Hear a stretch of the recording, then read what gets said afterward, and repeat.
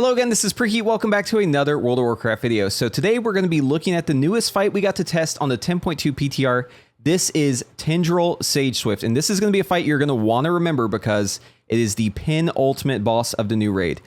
This is the highest tier boss we're going to fight in the PTR testing since we won't be testing the final boss. But this boss is really interesting and really cool, and as you saw there, it does include some elements that we really haven't seen in other boss encounters with the Dragonriding as part of the actual encounter there. So you start this boss actually up in the treetops of Amirdrassil, and you're going to be fighting this boss basically transitioning from position to position, having to fly across in your dragon, collecting those green orbs for a damage increase. The fight was actually really good. I'll be honest, when I first heard that there was going to be a Dragonriding encounter in this raid, I kind of cringed a bit.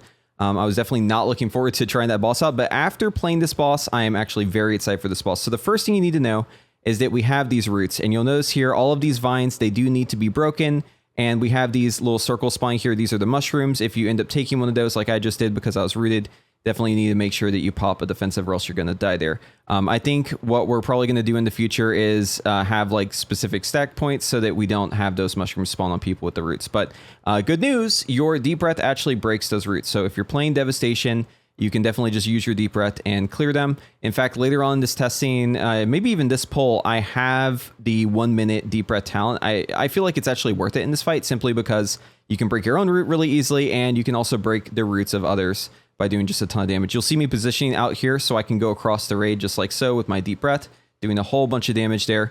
And I do flip it back to DPS so you can see the DPS meter, but you'll see later on in the fight how that deep breath damage is going to be stacking up. So the fight is pretty straightforward, right? You obviously want to be moving away from the boss mechanics as they're happening. You want to be breaking those roots as quickly as possible. And then these giant red circles, these are a debuff that players have to go out and get dispelled for. And then after a time, they pulse with these circles that fly out. And then this is the intermission. So it says take flight. You pick up your feather there with the extra action button, and then you can just immediately fly across the stage to the next one. And you'll notice here, the red orbs don't spawn right away. You actually have to give them a little time to show up. You can nab some of those green orbs. Each buff that we get with the green orbs is raid wide. So you don't have to go and collect every single green orb on your way there. As long as your raid kind of splits up and gets all of the green orbs from point A to point B, you're going to be fine. But the more important thing is just that you get to the boss as it's landing here. So you'll notice I'm dashing because I want to get to the boss right as he engages. I put up my Shattering Star and I immediately use Unravel on this boss. So this shield is a soft enrage. If you don't break this shield, the supernova will go off and it will be immediately a wipe. There's nothing that's going to save you from the supernova, so you just have to break the shield in time. Luckily, we have a lot of evokers in the raid. We have a lot of unravel damage, plus we have a ton of burst with Breath of Aeons and everything else and cooldowns going into that. You'll notice we actually haven't lusted still too. So the reason why we're holding lust is for a later shield so that we can have that insurance there. But another set of roots come out. So I go ahead and tip the scales of my fire breath there just to do a ton of damage to them up front.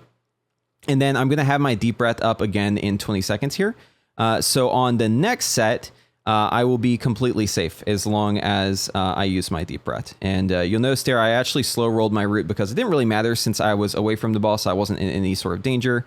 But you can also focus your own root to, damage it yourself if you really need to. Okay, and then this mechanic here, Tranquility of Flame. So basically this spawns a whole bunch of little mushrooms you have to soak, and each one is going to give you a stacking debuff.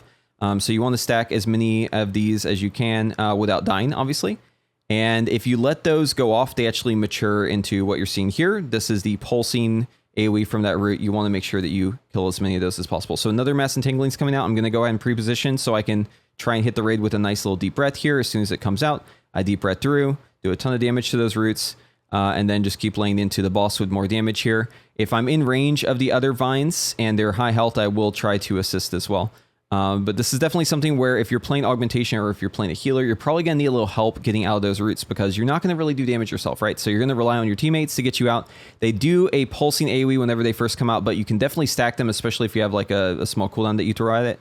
So I could definitely see a situation where maybe you throw the augmentations in the front. And there, I did hesitate to soak another because I wanted to make sure that was top before that. Going into that with 7 stacks can be really dangerous. But yeah, so the fight kind of just goes in cycles, right? You'll notice the boss turns into an owl again and then does the typhoon, which is pushing us back. And then now we get the next set of feathers. So we pick that up and it's once again heading off to the next stage. I noticed an annoying bug with this if you press your extra action button and it looks like it goes off, sometimes you just won't get it. Someone will beat you to it, so you have to press it again. But you'll notice here on this set, so the flame orbs are actually moving now, right? And that is definitely something you have to be aware of. I'm sure this is going to be fun for people with latency, having to deal with flying through these things while they're in positions where they may not actually be. But I noticed on this one, we actually have 11 stacks here. I'm not sure if that is something you can guarantee every time. It definitely seems like we were able to carry at least one of the stacks over into the real phase of the boss by having people get there late, basically soaking it late. I think that's probably a bug though. But you'll notice here that with Lust, we very easily beat that shield, even with a bunch of people in the raid dead. And this allows us to see further into this fight. So once again, now that we're back into like the main phase of the fight, we're going to have these little soaks again for the mushrooms. We're going to have these dispels where the pools go out. You got to make sure you dodge the fire. I had one of those on me as well, so I called for the spell. I feel like this is probably a good time to point this out. You probably are noticing how my field of view is just insane right now. Like I'm super zoomed out. I don't know why this is the case. Like in this testing, I just had my camera get really zoomed out and I wasn't able to get it back in. It just kind of bugged out and it never really went back to normal.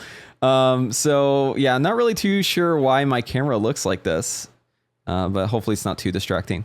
Anyways, I actually kind of like the point of view it's giving me. It's giving me like a really nice field of view to see everything that's happening here. It's just a little hard to see where I'm at, especially when I'm Dragonriding, because your depth perception gets worse the more FOV you have. But yeah, so obviously soaking up those things during Tranquility of the Flame, that's a perfect time to use Renewing Blaze if you have it available. And then we're going to have another set of Mass Entangling here, so I'm going to try and position myself so I can hit a bunch of my allies here with theirs, do as much damage as possible to them. Here we go with the breaths.